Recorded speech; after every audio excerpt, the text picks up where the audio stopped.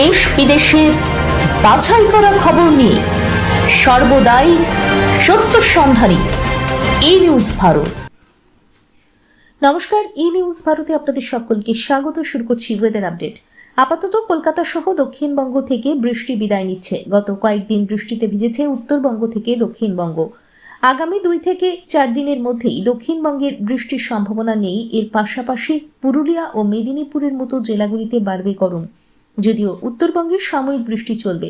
আগামী 24 ঘন্টায় কলকাতার আকাশ মূলত পরিষ্কার থাকলেও বিকেল ও সন্ধ্যার দিকে আংশিক মেঘলার সম্ভাবনা রয়েছে। বৃষ্টির সম্ভাবনা কম থাকলেও আকাশ মেঘলা থাকার কারণে আবহাওয়ার কিছুটা পরিবর্তন হতে পারে বলে মনে করছেন আবহাওয়াবিদরা। দক্ষিণবঙ্গের সমস্ত জেলায় শুষ্ক আবহাওয়া থাকার সম্ভাবনা রয়েছে। অপরদিকে উত্তরবঙ্গের দার্জিলিং, জলপাইগুড়ি, কালিম্পং, আলিপুরদুয়ার ও কোচবিহারের 2-1 জায়গায় হালকা থেকে মাঝারি বৃষ্টিপাত সঙ্গে বজ্রপাতেরও সম্ভাবনা রয়েছে। উত্তরবঙ্গের বাকি জেলাগুলিতে প্রধানত শুষ্ক আবহাওয়া বজায় থাকবে। আজ কলকাতায় প্রধানত রৌদ্রোজ্জ্বল দিন। আজ কলকাতা ও তার পার্শ্ববর্তী অঞ্চলে দিনের সর্বোচ্চ তাপমাত্রা 33 ডিগ্রি সেলসিয়াস, সর্বনিম্ন 24 ডিগ্রি সেলসিয়াস। বাতাসে আপেক্ষিক আর্দ্রতার পরিমাণ 50%। ব্যুরো রিপোর্ট, ই নিউজ ভারত।